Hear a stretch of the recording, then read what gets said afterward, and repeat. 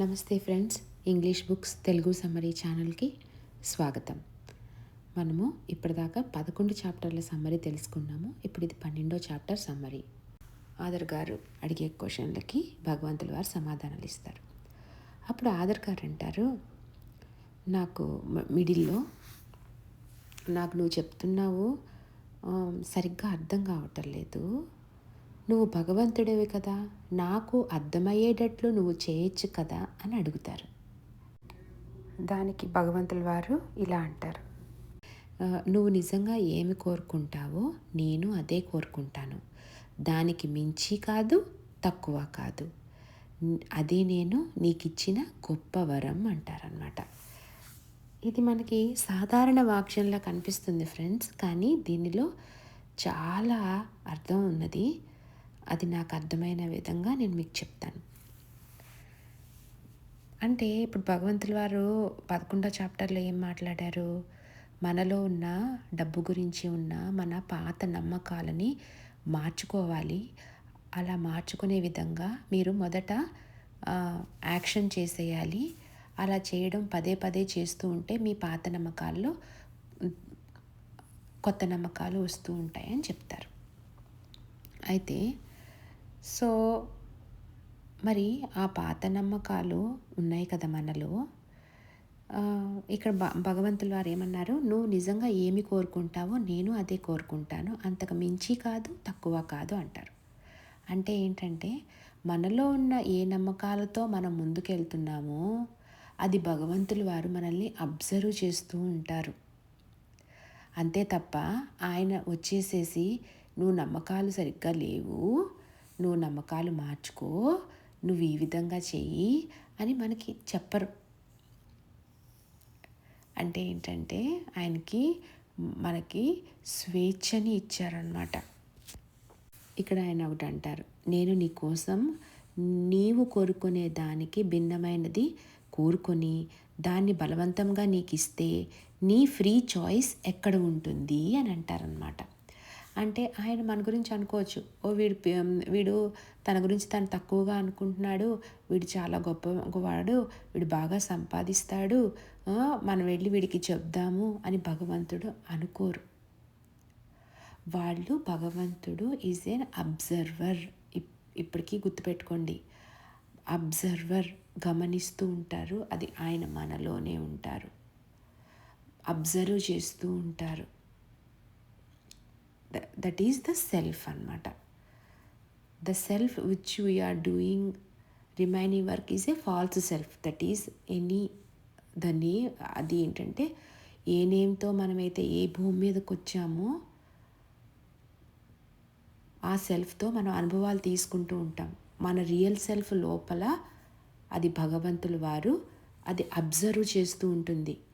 ఇప్పుడు నువ్వు ఒక మర్డర్ చేయడానికి వెళ్ళినా, అయ్యో నీ లోపల భగవంతుడు నువ్వు ఆగు నువ్వు మర్డర్ చేయొద్దు అని కూడా అనరు, అబ్జర్వ్ చేస్తూనే ఉంటారనమాట. సో మనం ఆ సెల్ఫ్కి కనెక్ట్ అయినప్పుడు మాత్రమే మనకు ఆ సెల్ఫ్ నుంచి సమాధానాలు వస్తాయి. నువ్వు చేసేది తప్పు, నువ్వు ఈ మార్గంలో వెళ్తున్నావు, నీ లోపల ఉన్న ఈ నమ్మకానికి నమ్మకం మార్చుకో అని మనకి ఆ లోపల సెల్ఫ్ నుంచి సమాధానాలు వస్తూ ఉంటాయి. సో దానికి కనెక్ట్ అవ్వడం ఎలాగా అంటే ఫాస్టెస్ట్ మార్గము ఏమిటి అంటే దానికి ధ్యాన మార్గము కరెక్ట్ మార్గం అన్నమాట. ధ్యానంలో మన సోల్తో మనం ఈజీగా కనెక్ట్ అయిపోతాం. మనలో ఉన్న సోలే భగవంతుడు. ఈ అధ్యాయంలో భగవంతుల వారు అసలు ఆత్మ ఏమి కోరుకుంటుంది అనేది చెప్తున్నారు. ఇది మనకి చాలా చాలా ఇంపార్టెంట్, మనం తెలుసుకుందాం. అంతకుముందు చాప్టర్స్లో కూడా నేను ఇది చెప్పి ఉన్నాను. అదేంటంటే బీయింగ్ అండ్ డూయింగ్. బీయింగ్ అంటే ఉండడం, డూయింగ్ అంటే చేయడం. ఇంకొంచెం ఈజీగా చెప్పుకోవాలంటే డూయింగ్ అంటే ఉద్యోగం చేయడం, డబ్బు సంపాదించడం, పనులు పూర్తి చేసుకోవడము, విజయాలు సాధించడము. అంటే మనం రెగ్యులర్గా మన జీవితంలో మన డే టు డే జీవితంలో చేసే పనులు డూయింగ్ అన్నమాట. ఆ పనులు చేస్తున్నప్పుడు నువ్వు ఏ విధంగా ఉంటున్నావు, బీయింగ్ ఎలాగ ఉంటున్నావు అంటే ప్రేమతో ఉంటున్నావా, ప్రశాంతంగా ఉంటున్నావా, దయతో ఉంటున్నావా, నిజాయితీగా ఉంటున్నావా, చైతన్యంతో కలిసి ఉంటున్నావా, ఇది ఉండడం అన్నమాట. ఫర్ ఎగ్జాంపుల్, ఒక ఇద్దరు మనుషులుంటే ఒక మనిషి తను చేయాల్సిన పనులు అన్నీ కూడా ఒత్తిడితో, కోపంతో, భయంతో చేస్తున్నారు. ఉద్యోగం చేయడం కానీ, పనులు పూర్తి చేసుకోవడం కానీ, ఇంట్లో చేసే పనులు కానీ ఏమైనా. ఇంకొక మనిషి ప్రశాంతతతో, ప్రేమభావంతో చేస్తున్నారు. సో ఇద్దరు చేసే పనులు ఒకటే, కానీ వాళ్ళిద్దరూ ఉండే విధానం వేరన్నమాట. ఇక్కడ భగవంతుల వారు ఒక ఇంపార్టెంట్ పాయింట్ ఏం చెప్తున్నారంటే, నేను ఏమి చేస్తున్నాను అన్న దానికంటే నేను ఆ పని చేసేటప్పుడు ఏ విధంగా ఉంటున్నాను, ఎటువంటి బీయింగ్ స్టేట్లో ఉంటున్నాను అనేది చాలా చాలా ముఖ్యమైనది అని చెప్తున్నాను. చేయడం అనేది శరీరం యొక్క పని, డూయింగ్. ఉండడం, బీయింగ్ అనేది ఆత్మ యొక్క స్వభావం అని చెప్తున్నారు. అంటే మనము శరీరం చేసే పనులు 2 విధాలుగా మనము విభజించుకుంటే, ఒకటి ఆత్మ మార్గదర్శకత్వంలో చేయడము, రెండవది ఆత్మకు విరుద్ధంగా చేయడము అనేది ఉంటుందన్నమాట. ఎప్పుడైతే నువ్వు ఆత్మ మార్గదర్శకత్వంలో చేస్తామో నీ జీవితము ఒక కంప్లీట్నెస్తో, ఒక క్వాలిటీగా ఉంటుంది. అదే నీ అసలైన జీవితం. ఎప్పుడైతే విరుద్ధంగా చేస్తావో దానిలో ఆనందం ఉండదు, ఒక ప్రశాంతత ఉండదు. ఏదో బతుకుతున్నాం కదా అని బతుకుతామన్నమాట. సో ఇందాక ఈ చాప్టర్ మొదట్లో నేను చెప్పింది కూడా అదే అన్నమాట. మన రియల్ సెల్ఫ్ అంటే మన ఆత్మ మార్గదర్శకత్వంలో మనమున్నప్పుడు మన జీవితము ఎంతో ఆనందంగా, సంతృప్తిగా ముందుకు వెళ్తూ ఉంటుంది. సో అంటే అది మనకి గైడెన్స్ ఇస్తూ ఉంటుందన్నమాట. ఆత్మ అంటే ఎవరో కాదు, ఆ మూల చైతన్య శక్తి నుంచి వచ్చిన విడిపోయిన ఒక రేణువు, ఒక చిన్న కణం అని కూడా అనుకోవచ్చు అన్నమాట. అంటే ఆ మూల చైతన్య శక్తి నుంచి వచ్చిన ఒక భాగం. సో ఆత్మ కోరుకునేది ఏంటి అంటే, ఏ స్థితిలో నువ్వున్నావో అంటే ఇంకా ఈజీగా అర్థం కావాలంటే, నువ్వు డాక్టర్వా లేకపోతే నువ్వు ఇంజనీర్గా, నువ్వు ఎంత సంపాదించావు అనే దానికంటే ఆత్మ ఏమి అడుగుతుంది అంటే, నువ్వు ప్రేమతో జీవిస్తున్నావా, నువ్వు దయతో ఉంటున్నావా, అలాగా నిజాయితీగా ఉన్నావా అనేది చాలా ఇంపార్టెంట్ అని చెప్తున్నారు. దేవుని లాంటి గుణాలను మన జీవితంలో వ్యక్తపరచడమే ఆత్మ యొక్క లక్షణము అని చెప్తున్నారు. సో మనలోనే భగవత్ తత్వం ఉంది, భగవంతుని లక్షణాలు ఉన్నాయని తెలుసుకున్నాము. మనము ఆ మూల చైతన్య శక్తి నుంచి వచ్చిన ఆత్మస్వరూపులను, భగవంతులను అని తెలుసుకున్నాం. అప్పుడు మనం ఏం చేయాలి? ఆ భగవంతుని లక్షణాలతోనే మనము బీయింగ్ స్టేట్లో జీవిస్తూ ఉండాలన్నమాట. సో జీవితం యొక్క అసలు ఉద్దేశం ఏమిటి? ఎక్కువ పనులు చేయడం కాదు, ఏదో సాధించడము అది కాదు. చేసే ప్రతి పనిలోనూ, మన ప్రతి రిలేషన్లోనూ, ప్రతి ఫైనాన్షియల్ సిచ్యువేషన్స్లోనూ ప్రేమ, శాంతి, జ్ఞానం, కరుణ వంటి దైవిక ఆ లక్షణాలతో మనము వ్యక్తపరుస్తూ జీవించడమే మనం కూడా భగవంతులము అని ప్రతి క్షణము అనుభవపూర్వకంగా తెలుసుకుంటూ ఉంటాం అన్నమాట. ఒక్కొక్కసారి మనము ఇలాగా ఆత్మ, భగవంతుడు, మనమే ఆత్మస్వరూపులము అని తెలుసుకున్న తర్వాత మనిషి ఈ మెటీరియల్ వరల్డ్ మీద ఎక్కువ ఆశలు, ఎక్కువ సంబంధం పెట్టుకోకుండా ఎక్కువగా ఆత్మకి సంబంధించిన పనులు అంటే సేవా మార్గంలో ఉండడము, తన ఫిజికల్ బాడీని పట్టించుకోకుండా వదిలేయడము, అన్నిటి మీద వాటి మీద ఉన్న ఆశ అంటే డబ్బు కూడబెట్టుకోవడం కానీ, లేకపోతే ఆస్తులు సంపాదించుకోవడం కానీ, లేకపోతే అందంగా ఉండడం, రెడీ అవ్వడం, ఇలాంటి వాటన్నిటి మీద కూడా ఉన్న ఆసక్తిని తగ్గించేసుకొని ఎక్కువగా ఆత్మని తెలుసుకోవడానికి, ఆ భగవంతుని తత్వానికి దగ్గర అవడానికి ఎక్కువగా ట్రై చేస్తూ ఒక్కొక్కసారి ఉండిపోతూ ఉంటాడనమాట. అప్పుడు కూడా మనకేమవుతుంది, ఇంబ్యాలెన్స్ అవుతుంది. దానికోసమే పత్రిజీ గారు చెప్పారు, మనకి ఎప్పుడు మధ్య మార్గంలో ఉండాలన్నమాట. ఇటు ఫిజికల్ వరల్డ్లోనూ ఉండాలి, అటు ఆత్మని తెలుసుకునే విధంగాను, ఆ విధంగా బీయింగ్ స్టేట్లో ప్రేమతత్వము, ఇలా కరుణాతత్వం, వీటన్నిటిలో కూడా ఉంటూ ఉండాలి. అసలు నిజంగా చెప్పాలి అంటే ఈ 2 పార్ట్స్ కూడా డిఫరెంట్ కాదు. మనం జీవిస్తున్న మన ఈ లైఫ్లో నేర్చుకున్న ఈ స్పిరిచువల్ పాయింట్స్ అన్నిటినీ కూడా అప్లై చేస్తూ హ్యాపీగా ముందుకు వెళ్ళిపోతూ ఉండాలి అని చాలా క్లియర్గా పత్రిజీ గారు ఈ మధ్య మార్గాన్ని మనకి నిర్దేశించారు.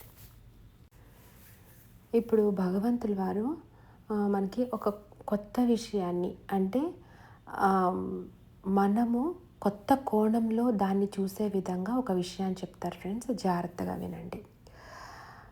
భగవంతుల వారు ఏమంటారంటే, you are the tripartite being made of body, mind and spirit. You will always be tripartite being అని అంటారు. భగవంతుల వారు ఏమని చెప్తున్నారంటే, మనమంట శరీరము, మనసు, ఆత్మ, ఈ 3 భాగాలు కలిపిన ఒక జీవివి అని చెప్తున్నారు అన్నమాట. ట్రైపార్ట్ బీయింగ్ అంటున్నారు. నువ్వు శరీరం వదిలిన తర్వాత కూడా ఈ 3 భాగాలతో కూడిన జీవిగానే ఉంటావు అని చెప్తున్నారు. ఇది ఒక కొత్త పాయింట్ ఫ్రెండ్స్. ఇది అర్థం చేసుకోవడానికి కూడా నాకు సమయం పట్టింది. నాకు అర్థమైన విధంగా మీకు ఎక్స్ప్లెయిన్ చేస్తాను. భగవంతులు వారు చెప్తున్నారు, మరణం తర్వాత శరీరం, మనసు వదిలిపెట్టబడతాయని అందరూ భావిస్తారు, కానీ శరీరం, మనసు వదిలిపెట్టబడవు అని చెప్తున్నారు. అంటే ఆయన ఉద్దేశం ఏమిటి అంటే, శరీరం తన రూపాన్ని మాత్రమే మార్చుకుంటుంది. అంటే ఫిజికల్ బాడీని మనం వదిలేస్తాము, కానీ మనము మిగిలిన బాడీస్లో ఉంటాం. ఎనర్జీ బాడీ, తర్వాత యాస్ట్రల్ బాడీ, తర్వాత mental body, casual body, supra casual body అని ఇలాగ మనకి 7 రకాల శరీరాలు ఉంటాయని తెలుసుకున్నాము. దానిలో మనము కొనసాగుతూ ఉంటాము మరణం తర్వాత కూడా అని చెప్తున్నారన్నమాట. ఇంకా చెప్తున్నారు, మనసు కూడా నీతోనే ఉంటుంది మరణం తర్వాత కూడా అని చెప్తున్నారు.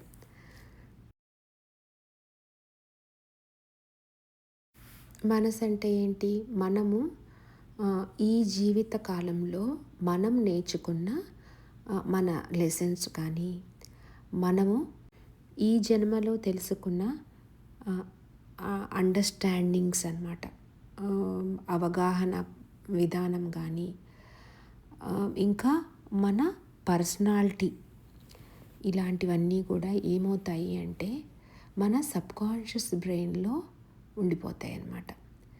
మనము మన ఫిజికల్గా మన మైండ్ని ఇక్కడ వదిలేసిన మన ఈ జన్మ తాలూకా మనం తెలుసుకున్న అనుభవాలన్నీ కూడా మన సబ్కాన్షియస్ బ్రెయిన్లో ఉండి అవి మనం శరీరం వదిలిన తర్వాత కూడా మనతో పాటు వస్తూ ఉంటాయి అన్నమాట. సో బాడీ అయితే ఫిజికల్ బాడీ వదిలేసిన తర్వాత మిగిలిన బాడీస్లో మనం ఉంటాము. మైండ్ అయితే ఆ మైండ్ అంటే ఫిజికల్ మైండ్ని వదిలేసిన తర్వాత మన మనసులో ఆ జీవితం తాలూకా అండర్స్టాండింగ్స్, పర్సనాలిటీ, ఇవన్నీ కూడా సబ్కాన్షియస్ బ్రెయిన్లో ఉండి మనతో పాటు మరణం తర్వాత ట్రావెల్ చేస్తాయి. ఆయన ఏం చెప్తారు అంటే, నీవు 3 లక్షణాలు ఉన్న ఒక శక్తివి అంటున్నారన్నమాట. ఆ విధంగా మరణం తర్వాత కూడా మన అనుభవాలు మిగిలిన బాడీస్ కంటిన్యూ అవుతూ ఉంటాయి. మళ్ళా మనము ఈ భూమి మీద మళ్ళా అనుభవాల కోసం తిరిగి వచ్చినప్పుడు నీ దైవిక స్వరూపం, డివైన్ సెల్ఫ్ అంట, మళ్ళా నీవు పిలిచే శరీరం, మనసు, ఆత్మగా వేరు చేసుకుంటుంది అని చెప్తున్నారు. ఇది మనకి చాలా కొత్తగా అనిపిస్తుంది ఫ్రెండ్స్. సో దీని గురించి ఇంకా తెలుసుకుందాం. మనందరము తెలుసుకున్నాము, ఆత్మ తను ఏ విధంగా ఉండాలి, ఎలా సెన్స్ తెలుసుకోవాలి అని అనుకుంటుందో దానికి ఓ ప్లాన్ వేసుకొని భూమి మీదకి వస్తుంది. అలా వచ్చినప్పుడు ఆత్మ ఎప్పుడూ కూడా ఆ విషయాన్ని మర్చిపోదు, తన ఒరిజినల్ ప్లాన్ని ఎప్పుడు మర్చిపోదు అని చెప్తున్నారు. అంతేకాకుండా అది ఎప్పుడు తన్ని తాను గుర్తు తెచ్చుకోవడానికి, తను ఒక భగవత్ స్వరూపము అని అనుభవపూర్వకంగా తెలుసుకోవడానికి ఎప్పుడు ప్రయత్నిస్తూనే ఉంటుంది అని చెప్తున్నారు. ఆ విధంగా మన మనసుని ప్రతి క్షణం ఆ ట్రూత్ వైపు తిప్పడానికి ప్రయత్నిస్తూ ఉంటుంది అని చెప్తున్నారు. ఆ తర్వాత భగవంతుల వారిని ఆదర్ గారు ఆఫ్టర్ లైఫ్ అంటే డెత్ తర్వాత లైఫ్ గురించి చెప్పమని క్వశ్చన్స్ వేస్తారు. దానికి భగవంతుల వారి సమాధానం ఇలా ఉంటుంది: నీవు మరణాంతర జీవితం అని పిలిచే దానిలో ఎటువంటి తీర్పు, జడ్జిమెంట్స్ ఉండవంట. నీవు నిన్ను నీవే తీర్పు చెప్పుకోవడానికి కూడా అనుమతించబడదు. ఎందుకంటే ఈ జీవితంలో నీవు అలా చేస్తే నిన్ను క్షమించుకోలేవు అని చెప్తున్నారనమాట. కాబట్టి తీర్పు అనేది ఉండదు. నువ్వు చేసింది కరెక్టా, మనం చేసింది తప్ప, రాంగ్గా, ఇలా చేసి ఉండొచ్చు, ఇలా చేసి ఉండకూడదు, అట్లాంటివి ఏమీ ఉండవంట. కానీ నీవు ఆలోచించిన ప్రతి విషయాన్ని, మాట్లాడిన ప్రతి మాటని, చేసిన ప్రతి పనిని మళ్ళా పరిశీలించుకునే అవకాశం ఉంటుంది. ఆ సమయంలో నీవు నిన్ను నీవే ప్రశ్నించుకుంటావు. అలా పరిశీలించుకునేటప్పుడు ఎలాంటి బాధ ఉండదు, భయం ఉండదు, జడ్జిమెంట్స్ ఉండవు. వాటిని పరిశీలించుకొని మళ్ళీ నెక్స్ట్ జన్మని మళ్ళీ మనము ప్లాన్ చేసుకుంటాము. ఓకే, మనం అనుకున్న ప్రణాళిక ప్రకారం జీవించామా లేదా, జీవించకపోతే మళ్ళీ నెక్స్ట్ లైఫ్లో ఎలా ఉండాలి అనుకొని మళ్ళీ ప్రణాళిక వేసుకొని మళ్ళీ మనం వస్తాము అని చెప్తున్నారు. ఆ విధంగా మన ప్రణాళిక సరిగ్గా చేసుకోకపోతే మళ్ళా మనం వస్తూనే ఉంటాము అని చెప్తున్నారు. ఆదర్ గారు అడుగుతారు, కర్మ అనేది ఉన్నదా అని అడుగుతారు. దానికి భగవంతుల వారు, అవును, కర్మ అనేది ఉన్నది. మంచి చేస్తే మంచి జరుగుతుంది, చెడు చేస్తే చెడు జరుగుతుంది. యాక్చువల్గా కర్మను మనం ఈ విధంగా అర్థం చేసుకుంటాము. కానీ భగవంతుల వారు ఏ విధంగా చెప్తున్నారంటే, కర్మ అనేది శిక్ష కాదు, అది నేర్చుకునే ప్రక్రియ అని చెప్తున్నారు. అది శిక్షణ, మనల్ని ఒక కరెక్ట్ మార్గంలో పెడుతుంది అని చెప్తున్నారు. ఉదాహరణకు ఒక వ్యక్తి జీవితంలో చాలా కష్టాలు అనుభవించాడు అనుకుందాం. సో ఈ అనుభవం ద్వారా అతను ఇతరుల బాధను అర్థం చేసుకునే కరుణ అతనిలో పెరగవచ్చు. ఇక్కడ కష్టం కేవలం శిక్ష కాదు, ఇది ఒక మార్పుకు కారణమైన అనుభవం అని చెప్తున్నారు. కర్మ గురించి భగవంతుల వారు ఇంకా ఇలా చెప్తారు. ఏంటంటే, మరణ సమయంలో ప్రతి వ్యక్తికి ఒక ప్రత్యేకమైన అవకాశం ఇవ్వబడుతుంది. అదేమిటంటే, మన జీవితంలో ఎప్పుడైనా మన ప్రతి ఆలోచనలను, మాట్లాడిన మాటను, చేసిన ప్రతి పనిని మళ్ళా అనుభవించే అవకాశం ఉంటుందన్నమాట. ఎలా అనుభవిస్తాం? మన దృష్టికోణం నుంచి కాదు. అది ఎలా అంటే, మన ఆలోచనలు, మాటలు, పనుల వల్ల ప్రభావితమైన ఇతర వ్యక్తుల దృష్టికోణం నుంచి మనం వాటిని అనుభవిస్తాము. అంటే మనం ఏదైనా ఆలోచించినప్పుడు, మాట్లాడినప్పుడు, చేసినప్పుడు మనకు ఎలా అనిపిస్తుందో మనం ఇప్పటికే అనుభవించి ఉంటాము. కానీ ఇప్పుడు అదే సంఘటనలో ఇతర వ్యక్తికి ఎలా అనిపించిందో అనుభవించే అవకాశం మనకి లభిస్తుందన్నమాట. ఆ అనుభవం ఆధారంగానే మనం భవిష్యత్తులో అలాంటి ఆలోచనలు, మాటలు లేదా పనులు ఎంచుకుంటామా లేదా అనేది నిర్ణయించుకుంటాము అని చెప్తున్నారు. ఇంకా భగవంతుల వారు చెప్తారు, నువ్వు ఏ పని చేసినా దాన్ని ఎంతో ఇష్టపడుతూ చెయ్యి అని చెప్తారనమాట. ఆయన ఇలా అంటారు, చాలామంది ఇలా అనుకుంటూ ఉంటారు, నేను ఈ పని చేస్తేనే సంతోషంగా ఉంటాను, డబ్బు వస్తేనే ప్రశాంతంగా ఉంటాను, విజయం సాధిస్తేనే నేను విలువైన వ్యక్తిని అని. కానీ ఏమంటున్నారంటే, ముందు ఫస్ట్ నువ్వు ఏం నిర్ణయించుకుంటా అంటే నువ్వు ఎలా ఉండాలో అన్న దాన్ని ఫస్ట్ ఎంచుకో. ఆ తర్వాత ఆ బీయింగ్ స్టేట్ నుంచి మొత్తం పనులన్నీ చెయ్యి అని అంటున్నారనమాట. అంటే నువ్వు ప్రేమతో ఉండాలి అనుకున్నప్పుడు ఏ పనన్నా నువ్వు ప్రేమతో ఉండడంతో చేస్తే అది ఆ స్థితిలో నువ్వు ఉంటావు. అంటే ఎందుకంటే బీయింగ్ స్థితి అనేది ఆత్మ యొక్క స్థితి అని చెప్తారు. ఇది ఇందాక ఆల్రెడీ మనం మాట్లాడుకున్నాము. దాన్ని ఏ విధంగా చెప్తున్నారంటే, నీకు ఇష్టమైన పనిని నీ జీవితంలో ప్రేమిస్తూ చెయ్యి అని చెప్తారు.